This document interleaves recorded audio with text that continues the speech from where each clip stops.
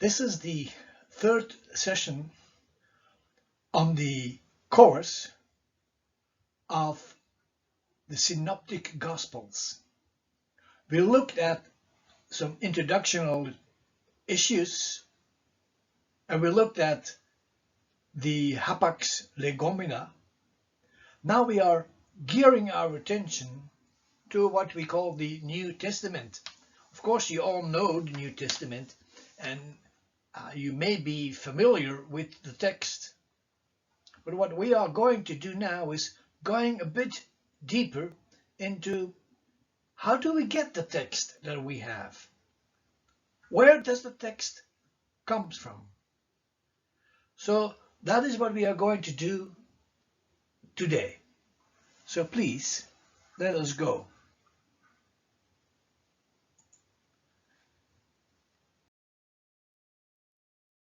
Remember, we talked about the assignments before, and here are the assignments. So please remember, read them again, and then I hope you can do it. If you have difficulties, just contact us. Remember, there are certain things we know, we believe about the Bible, that the Bible is revealed to us. It is the word of the Lord. It is inspired by the Holy Spirit. And it has authority over us as people. And now we have another thing that is called living. The Word of God is alive and active. So that is what we believe, and that's our foundational point. That's where we start when we talk about the Bible. Last time we talked about the hapax legomena, and we talked about form criticism. Today we are talking about the New Testament. We are still talking about the manuscripts.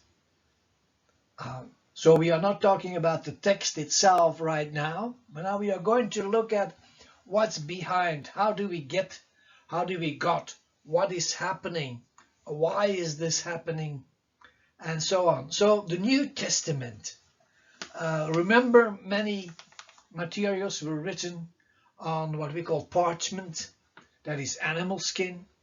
We have papyrus, that is paper made from plants. And it was difficult to write on, so you had a group of people who were called scribes, and of course you find them in the New Testament. You had scribes which were actually professional scribes who could actually really write on those difficult materials.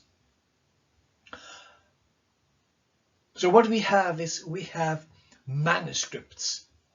We do not have the originals anymore. So we have copies of the originals.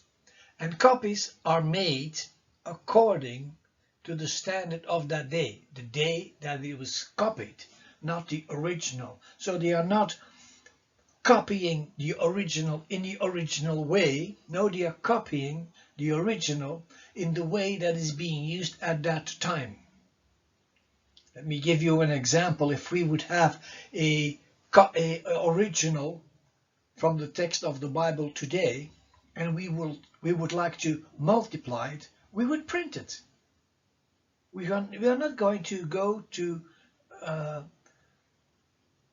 copy letter by letter, word by word, sentence by sentence. No, we are going to make it available in a printing matter. So that is the way we do it today. And we do it according to the materials we have today. That's paper and ink. We can probably print it on our own printer at home, or, so that is a different way. Of course, when you go back in time, there were no printers. And when you go back enough, 500 years ago, there was no printing presses. Well, 500 years ago, there were printing presses, but 1,000 years ago, there were none. So when you go back into the early church, the only way they could copy was by rewriting it. When you have a original in Aramaic and the people in your church only speak Greek, well, what do you do? Well, you translate the Aramaic into Greek. Different letters, different wording, different sentences, different ways of saying things, syntax is different, all those things, because we are talking about a different language. So you have a number of copies, and those copies are now becoming manuscript, because manuscript really means made by hand. So that's what they did. So the papyri are the oldest ones, especially for the Old Testament. In the New Testament, you find less of them. The oldest papyrus, we have something like 100 of them. Many are just scraps and just little pieces. And most of them date before the year 300. And the majority of them are found in Egypt. And the majority are found in a place that is where they spoke a different language. So what you had was, they were found in Egypt, but the Egyptians spoke Egyptian. But the materials we find are Greek materials. And we know that Greek was the lingua franca, spoken all over the then known world. That's the oikomene. And so the people, when they use it, it's the second language. It's hardly their first language. So you had a number of people using those materials. So that's the manuscripts. Of course, we will look at it. We had the papyri before, and then you had manuscripts with majuscules.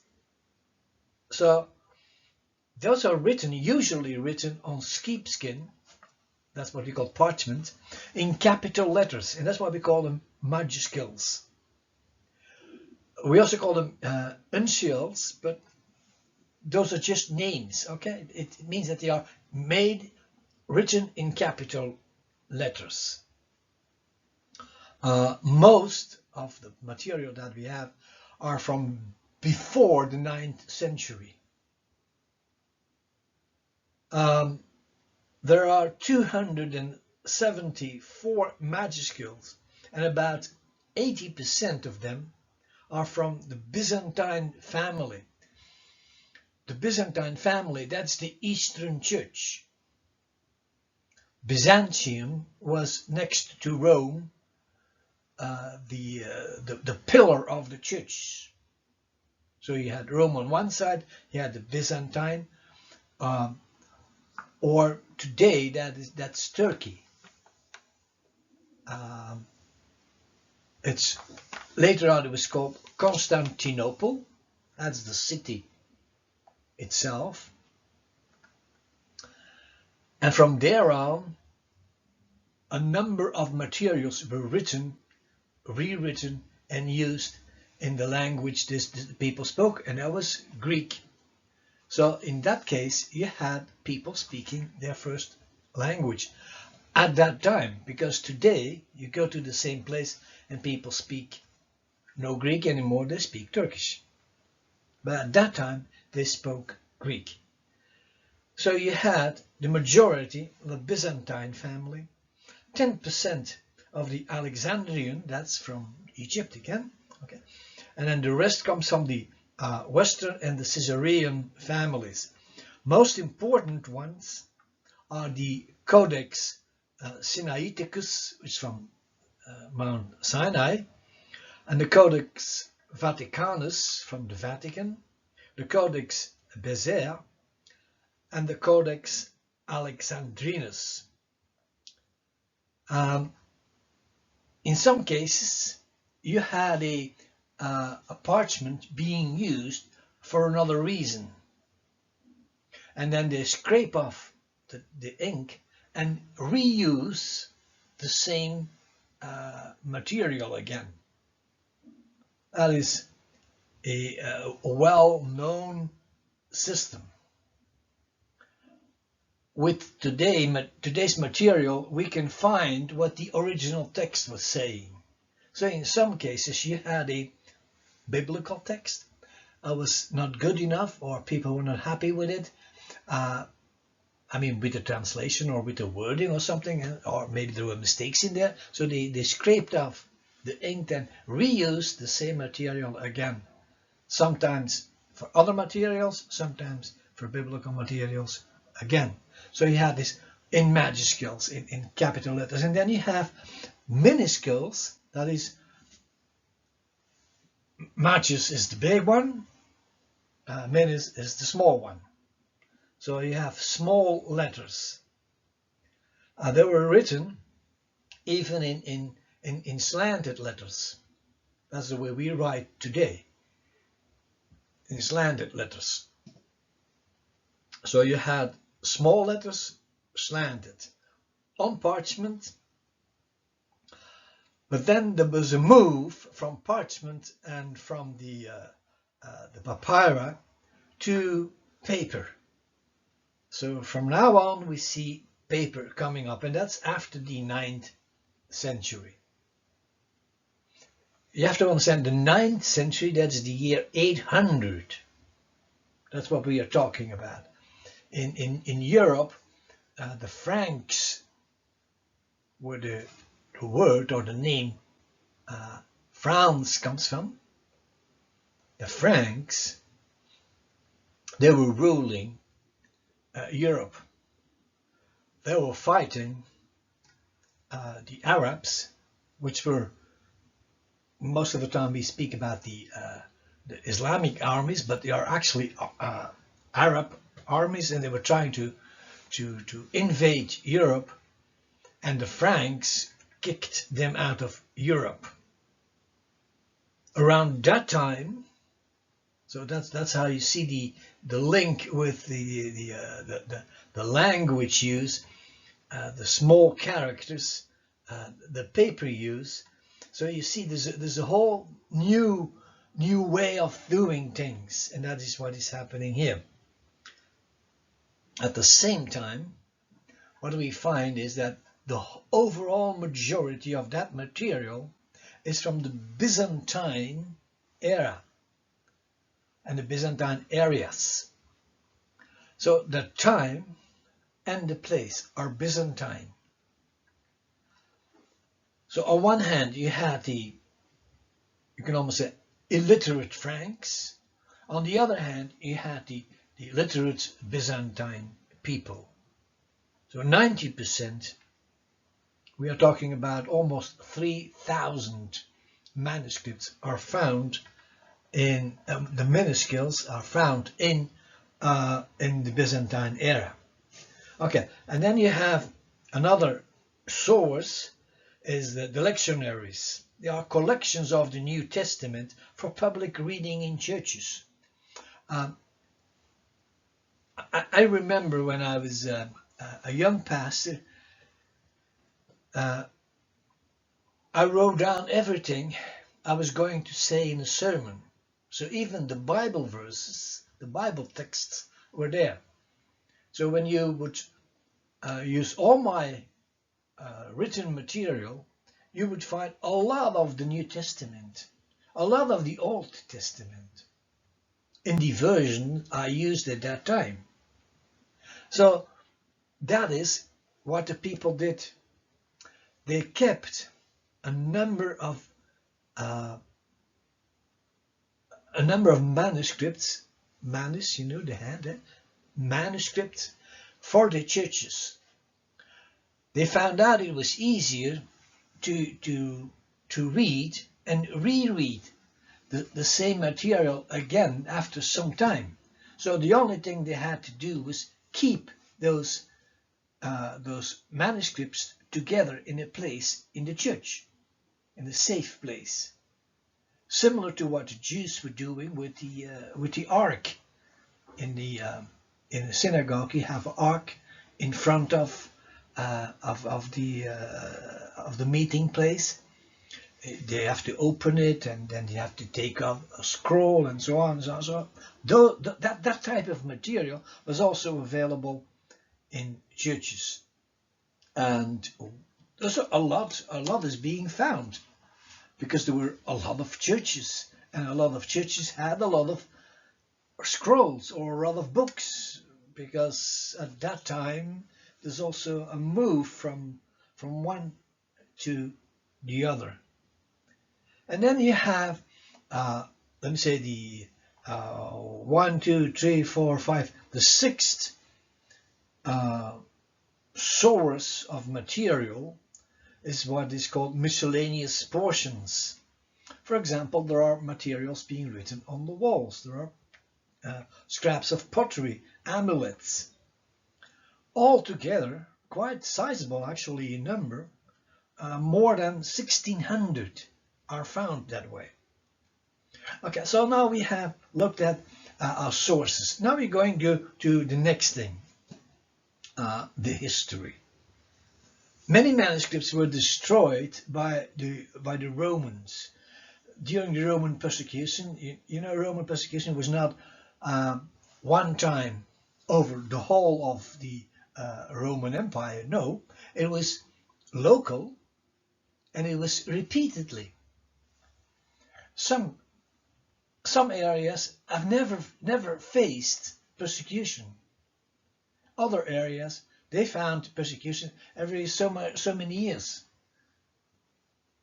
That's the way the Romans did it. You know, there's no way of saying why did the Romans do it that way. We just can find out for ourselves. That's what they did. So they wanted to push their own agenda, and their own agenda, part of their own agenda was their own, what do we call religion. The Roman religion was very much similar, or very, very similar to the Greek, which was multi-god, polytheism. So they said, you know, you can have your God, no problem. But the Christians say, oh, there's only one God. The Jews say there's only one God. So that did not fall well with the Romans.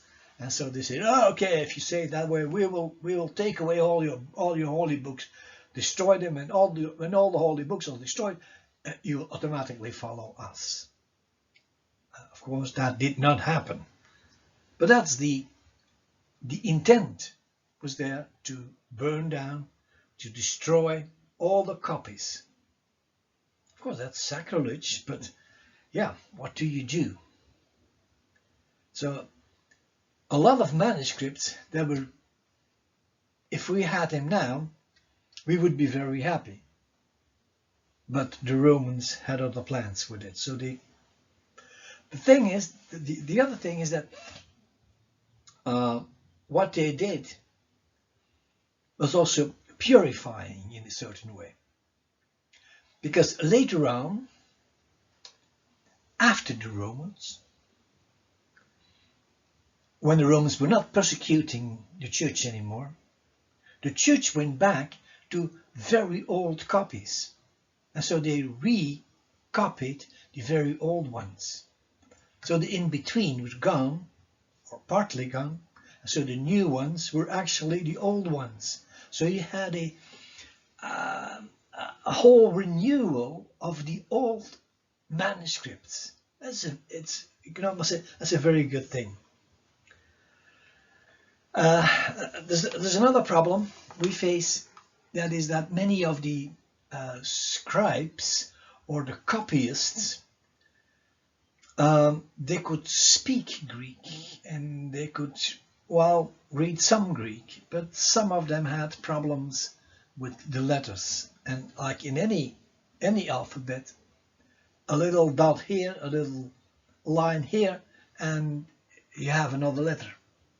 Same thing in Greek, and same thing in problems. When you copy something, you cannot, if you don't know the text itself, it's hardly to write, it's hardly to see. And so that is what we know of. That had happened at that time. So we miss. So that is the first thing. Many copies were destroyed. The second thing was some of the materials were copied by people. Let me say, let me almost say incapable people, but I don't want to blame them. I mean, that's what they did. Okay, but what we have found is that, like we said, like we said before, we have thousands of manuscripts. But in those thousands of manuscripts, there are 200,000 of differences. And the 200,000 of differences, of course, they have an influence. Because how do you know what is right and what is wrong? You have to have a certain way of knowing it. So, okay, let's look at it. Okay, we found a thing that happened again and again was misspelling.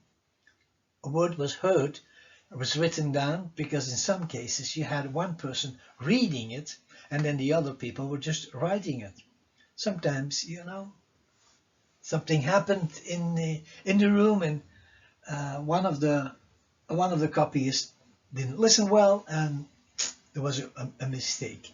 Sometimes they try to redo the mistake and undo the mistake and correct it, but sometimes it doesn't go. Some people have the tendency of adding things. Some people have the tendency of taking away things. I know I had a problem with a book I wrote, and it was translated in another language. And afterwards, I found out that some of the sentences were not completely translated. I mean, the ideas were not even passed on in the other language, and that's sad. And that happened also in that time. Some people substitute words. For example, where I come from, we have a spoken dialect, but we also have a written dialect, and we have a language next to it. Those two languages, ours and the next one, are very similar, but are not exactly the same. When you listen, you go automatically to your own dialectal language, and that is what happened also. But, and that's the thing, okay? Even with all those negative things I was just talking about, only 2% of the text is influenced by it. So 98% of the text we are sure about. And then we have those 2%, and that's the problem we face, and that's what we go through and through again. Okay. Another problem we face is that we don't have too many of what we call manuscripts of the whole of a Bible book, and certainly not of the whole of the New Testament. Only later on it happened that people were copying a complete New Testament or a complete whole Bible, which was extremely difficult because of the size of the materials.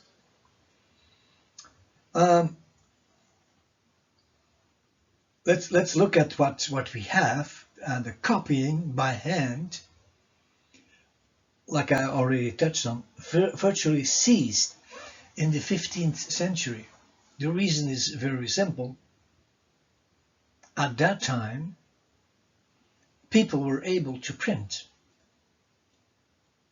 Not just printing, but they could print and reprint. So they could, instead of having one copy, now suddenly you had hundreds of copies, up to thousands of copies. By the end of the 15th century, that's 1499, that's the end of the 15th century, everyone who could read and write could have access to a Bible in their own language, with the exception of the English. But in Central Europe, so many Bibles were printed already. And even English, parts of the English Bible were also printed, but not complete ones. There are a number of museums that have the material still, where you can still find their materials. That's the Vatican, it's a British museum, and the other one is the Greek Orthodox monastery of Mount Athos in Greece. So those three have the bulk of the materials available. So we talked about the manuscripts, we talked about a little bit about the history, and now we look at families of manuscripts. So you have, like I said before, manuscripts based or coming from Byzantium. You have manuscripts from Alexandria, and then you have Western manuscripts, and then you have the Caesarean manuscripts. The Byzantine are the bulk, that's 80%. Remember, that's where the idea came from, that they had the whole Bible complete as the Bible was written. And that's why the King James people would say, okay, we have the Bible as it is written, and all the others are wrong. This is the right one. But that is a idea based on a family of manuscripts that is not based on reality. Alexandrian would do the same thing. They would say, oh no, we accept the Byzantine, but we have others. When you want to have a text complete, you have to compare the both. And then next to that one, you have the Western manuscripts from Rome on to the rest of Western Europe. And then you have a small group of manuscripts from the area which is called Israel. And that's the Caesarean manuscripts. It contains mixed readings from other families. Some scholars actually deny that this is even a family in its own. But yeah, while we found the material in and around the same place, and it goes up to 5% of the manuscript, so it's quite sizable. Next to manuscripts, the next step is versions. When I say versions, I mean translations. Except for the Greek translation, the next one in line would be the Latin one. So in around 150, which was only 50 years after the last apostle died, and after the last Bible book was written, you had a group of people saying, we need to have a Latin translation, and we now call it Old Latin. It's, like I said, 150. Later, Jerome translated the New Testament into Latin, which is called the Vulgate. And it became the foundational standard for the Roman Catholic Church. And because of the size of that church, we have no less than 800 Vulgate manuscripts. Old Latin tends to be Western, the Vulgate tend to be Byzantine. So there's a strange thing going on. There was a Byzantine text, being used in the West, while they had their own Latin version already. But it was the person of Jerome that made the translation, and that's probably the reason. The next version is the Syriac version.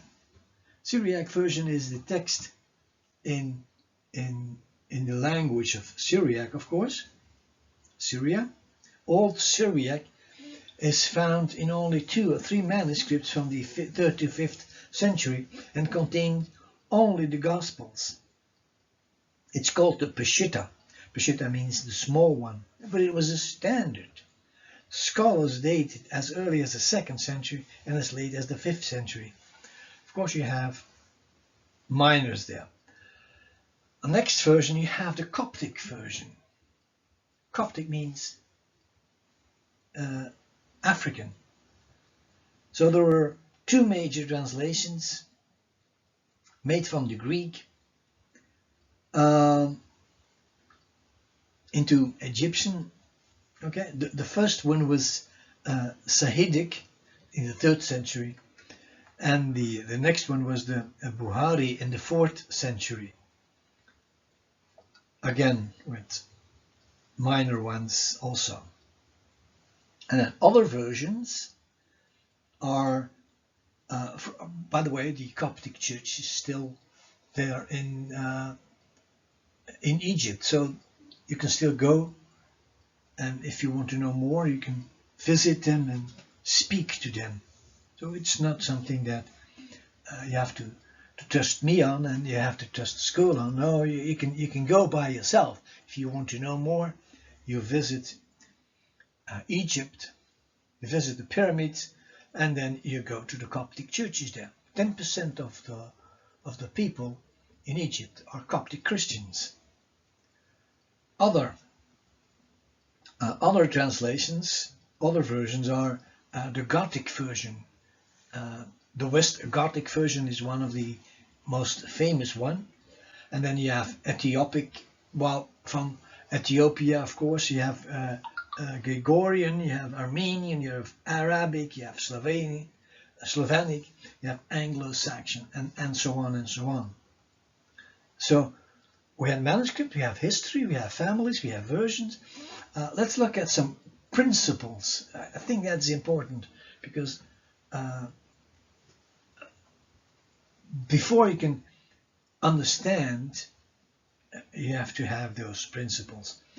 But let's look at one little thing in between. That's the Church Fathers. The Church Fathers, they wrote letters as what you find in the Bible. They wrote to the people they were trying to help. They were writing encouraging, helping. If there was a problem, they would write a letter. If they could do something for them, for the churches, they would do that. And that is what is called the Church Fathers. And those Church Fathers, they wrote so many letters and so much material that you can actually find the complete of the New Testament in their letters. So if you take all the letters that have been written, that we still have, of the Church Fathers, you can have the whole New Testament. So it is a kind of a source. In many cases, and that is important, they are quoting verbally. So it means according to the words. That is literally. Like I said before, what I did in my earlier years, I was writing down the text, the complete Bible text. I wrote it. And that's what they did. So there's no, I mean, there's 1900 years of difference in time, but the system is exactly the same. So that's what we have today. So let's look at some principles. With the Old Testament complete collation, the Old Testament is completely, but a different pattern had emerged. All variations, versions, and fathers must be considered, and that is important. That's a principle. You cannot say, oh, this is because this is Alexandrian, it's not good, or this is Byzantium, it's not right, or this is from the Roman Church, it cannot be good. No, you can't do that. You have to take all of it, all of the different manuscripts and families and the 200,000 of differences. You have to take everything on board. Of course, not all the texts have 200,000 differences. It's the whole of the body of the different texts. All together we have something like 200,000 differences, and it's only 2% of the text anyway. So 98% is already there, and then we have to look for the small details. So even variations, well, like I said, you know, when you hear something, you write it down. If you hear, then you write it down. Then you know, that's what the text is saying. The one sitting next to you heard something else, and so you write down something else, and then you have two copies, and you have two differences. One word, well, if it happens once, most of the time it happens several times, and that is what is happening with the text of the New Testament. So we have to be aware of that. When you go back to your manual, there's a list of words that are being explained, and one of the words is the conjectural emanation. It is a critical reconstruction of the original reading of a clearly corrupt, contaminated, nonsensual or illegible textual fragment. Conjecture is one of the techniques of textual criticism used by philologists while commenting on or preparing editions of manuscripts, in this case biblical or other ancient text transmitted in medieval copies. Conjecture is far from being just an educational guess, and it takes on an experienced expert with a broad knowledge of the author of the text, period, language, style, and time. Conjecture requires a close study of the text in its cultural, historical context, and must be preceded with a thorough analysis of all extant versions and readings of the given fragment. So the conjectural emanation is acceptable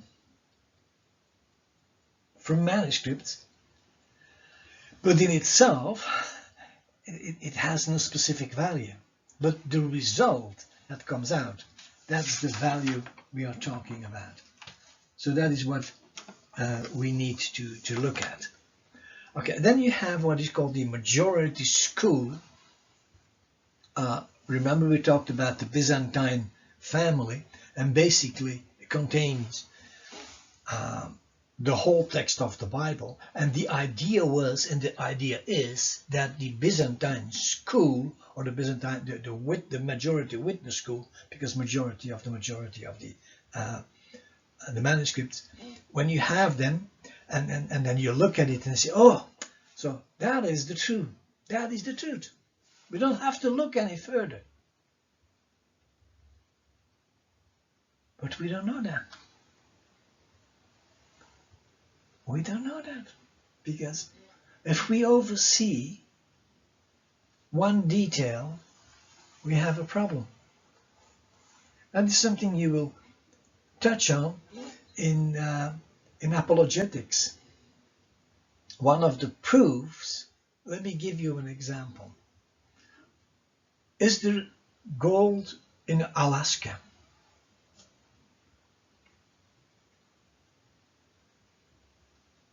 Do you find gold in in the soil of Alaska.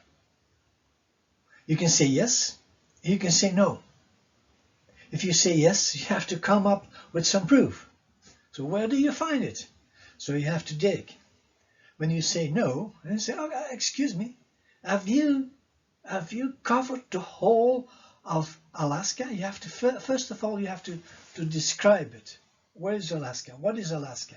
What is the line between Alaska? What is the next border? Or what is bordering to Alaska?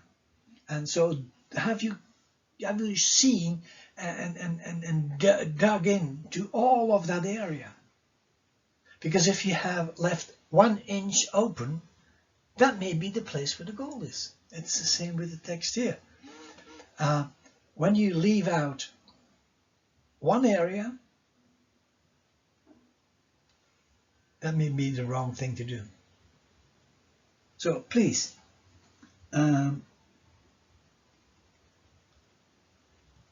please let us look at it. Even when you have 80% of all the manuscript, it doesn't mean that you have everything.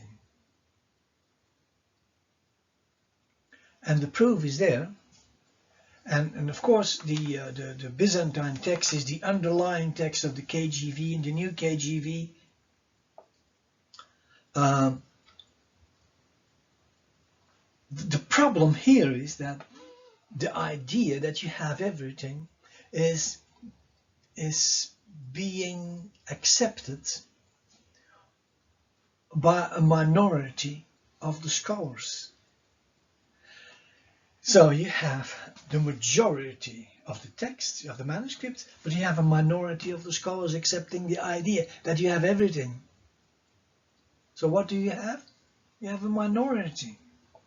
And like I said before, if you don't have absolute proof that you have everything and nothing is missing, and we found out things that the people in the 16th century, in the 17th century, didn't have.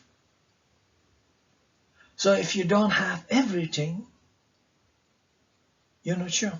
And even for us today, we cannot say we have everything. Because maybe we will find a text tomorrow, in 2 months, in 2 years, in 20 years, in 200 years. We don't know. But when we find that text, and that text proves that we had a misunderstanding of something. And we will go into that later on again, because we need to have a good idea about what is happening to us when we say we have everything and it's not true. Because you cannot prove you have everything. So from their point of view, the Byzantine, the majority witness school, from their point of view, they say everything else is wrong. No, can't do that. Of course, you have a whole range of texts being built on the majority witness texts. For example, Erasmus, or Stephanos, Beza, Elsevier. All these texts are being brought together in the 16th century, and they thought they had everything. At that time, they had everything. But afterwards, when archaeology became a fashion in the 20th century, and so they found new things. For example, one thing that they found was the materials of the Alexandrine school and the other materials of the Dead Sea Scrolls.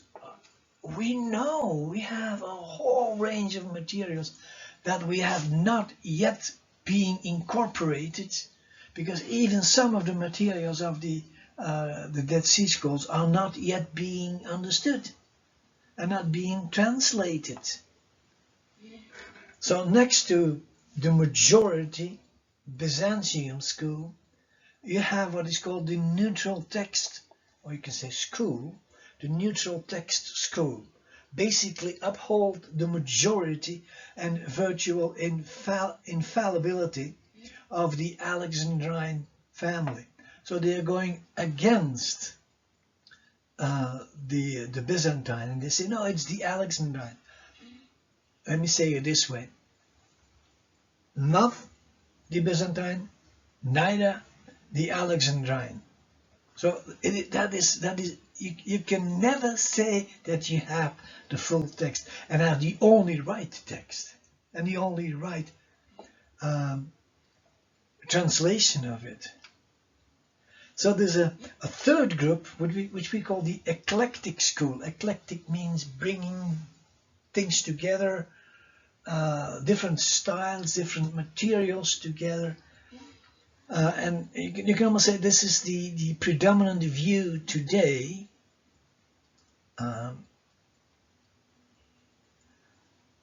Predominant among all scholars. Whether it's predominant among all conservative scholars, that's another thing. I tend to believe that even conservative scholars are more and more lenient towards, or lenient towards the eclectic school. One of the things that they accept is the conjectural emendation, which is a good thing because then you at least have a standard.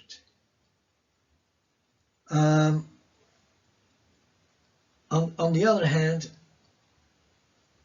you know, for example, they would say the Byzantine, because of the majority issue, are important.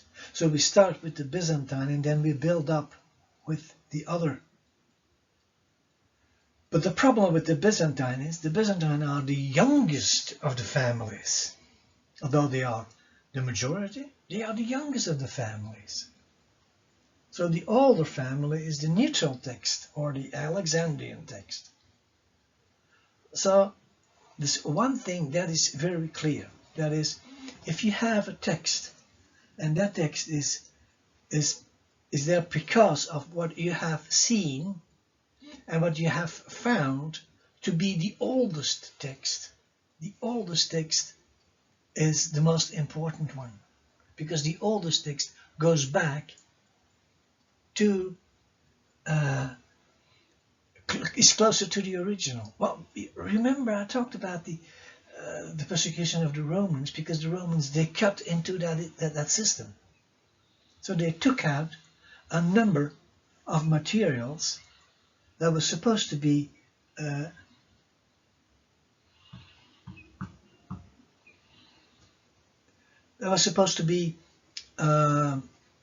being used and was probably in good standing according to the manuscripts and according to the originals, and the Romans, they burned it. So there's a possibility that some of the materials of the Byzantine text actually go back to as old as the Alexandrian school, and maybe even older. But we cannot prove that because we don't have them anymore. So number-wise, the Byzantine school is the important one. According to text-wise and value in time-wise, it is the Alexandrian. So we have to have both together to find the right background text for us to have our own Bibles.